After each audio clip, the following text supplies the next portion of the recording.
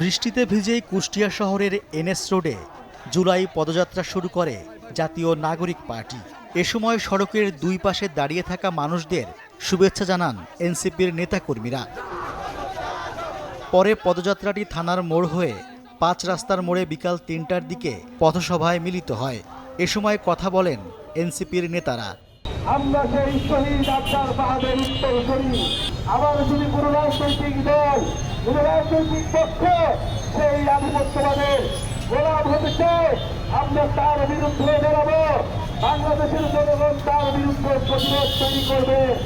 আমরা স্পষ্টভাবে স্লোগান তুলেছি, গোলামি নয় আজাদি চাই। আমরা ভারতের গোলামি থেকে আমরা মুক্তি পেয়েছি, দিল্লির গোলামি থেকে আমরা মুক্তি পেয়েছি। আমাদের আগামী দিনে বাংলাদেশ স্বাধীনভাবে সার্বভৌমভাবে মর্যাদার সহিত আমরা দাঁড়াবো।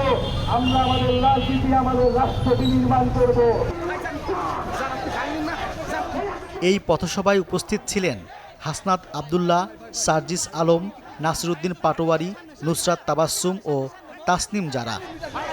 দলটির মুখ্য সমন্বয়ক নাসিরউদ্দিন পাটোয়ারির সঞ্চালনায় সেখানে আরও বক্তব্য দেন এনসিপির যুগ্ম আহ্বায়ক কুষ্টিয়ার সন্তান নুসরাত তাবাসসুম সহ আরও অনেকে।